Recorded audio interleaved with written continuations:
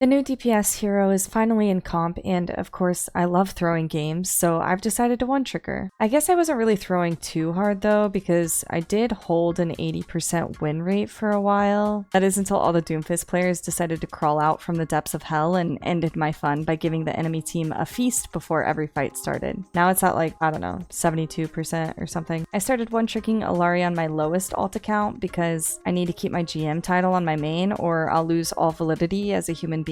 So I started somewhere deep in Diamond and was able to climb to Masters 3 in 2 days. Now, as most of you know, my brain doesn't retain much information. It's too filled with important things like being able to draw every Powerpuff Girl from memory, or like I don't know, every single embarrassing thing I've ever done since I was conscious at the age of 7. So before I forget, here's what I've learned so far while one-tricking Illari. First and foremost, one thing you'll notice as you climb higher is that people will start targeting the ever-living out of your pylon. It's honestly so rude. I will say diamond players rarely did this because, well, they're diamond players, but as soon as you get into masters, it does become more of an issue. Which brings me to the first thing I learned: moving the pylon frequently. Illari requires a lot of awareness. You have to constantly be watching everyone on your team and the enemy team and gauging fight tempos, which obviously you should be doing anyway, but some heroes require a bit more of this than others. With Illari, this is especially important to determine your pylon placement. I already knew that you should be putting the pylon behind walls, on corners, anywhere that puts it out of direct line of sight of the enemy, but as the fight moves, so should your pylon. I know someone's already typing that angry comment like, "Unjita, I already knew this." Yeah. But I don't think people pay enough attention to how frequently they should be moving it. I know I wasn't when I first started playing her. Oh, please go ahead and continue writing that angry comment I'll use for copy pasta later anyway. It helps with the algorithm. Thanks. Anyway, I learned that when the fight begins moving toward an area that enemies will be able to see the pylon, you should be breaking it before they even get the chance to damage it, because it triggers a cooldown timer where if destroyed within the 3 seconds it was damaged, it puts it on a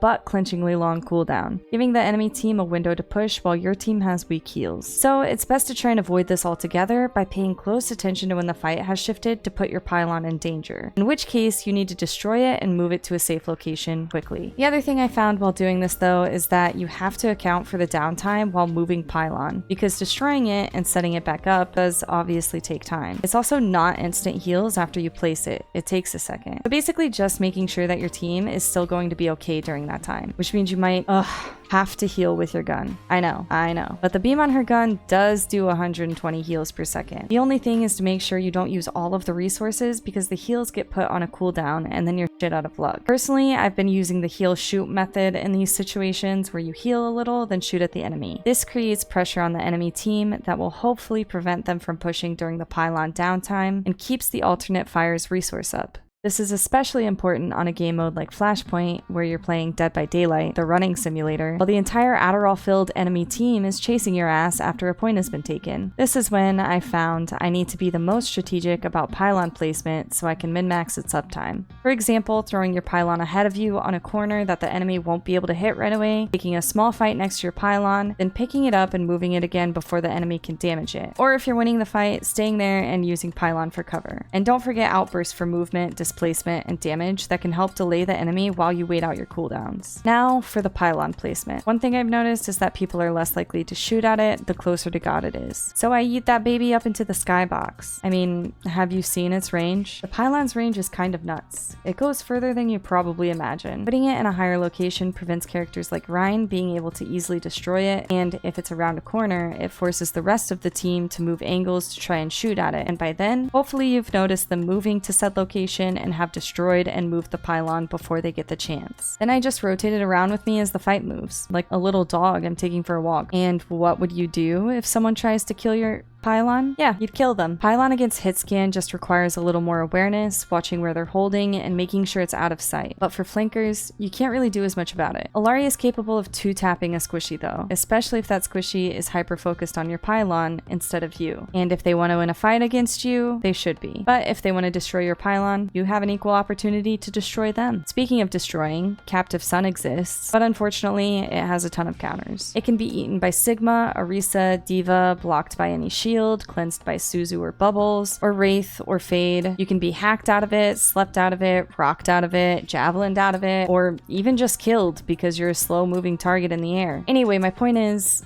Wait, what was my point again? Oh yeah, so because it has so many counters, I've got to prioritize in my head, right? That's normal. You have to prioritize things with other ults anyway. It's just that Illari has more than most characters. That's no problem though, because I am a list girly. So listing highest priority and working around that makes it a lot less overwhelming. Basically, I list what the enemy team has that counters my ult. What's the most important of these? First goes whatever will instantly counter it, like it being eaten or cleansed. The other stuff is, we'll worry about that later. Because while I am a list girly, I am also a procrastinator girly. I can't be bothered right now. I'll think about all that other garbage after I press Q. It's highly unlikely that you'll be able to wait out every single thing that counters her ult, but the highest priority items are the things you should absolutely wait out. And once you see that Kiriko wastes her cleanse on some stupid shit, it's so over. Aw, damn it. Everyone just spread out further than Pangea. What now? That's easy. Take out all of your support main trauma and make someone else feel the pain and agony. Go for the helpless Mercy in the corner. Unless there's a Genji. Then go for the Genji and make him regret walking out of spawn with that character. But seriously, this is where the secondary counters come to mind. Who is gonna get out of this if I use it on them? Once I've determined that, I target whoever doesn't have sunblock and fry them. Remember that even taking out one person, especially if it's a support, can completely turn a fight. And it can just make you feel better to kill the one person that's been targeting you all game. It's like a little treat, a little morale boost. Another thing I learned while floating around in the sky thinking about every single Overwatch character's abilities to ever exist is that I can hold this for a while. Kind of like Cassidy's ult, you can sit there enjoying the view for a few seconds and hopefully push someone out of hiding or get out abilities in the meantime. But this is situational because again, there's a lot of things that can stop her ult and you don't want to give them too much time to do so. And unfortunately for me, I have still not learned how to not int with her ultimate. I don't know what comes over me when I see someone with the Sunstruck effect, but for some reason I go absolutely feral and decide it's either me or them. And usually it's me. So here's how I've been attempting to fix that.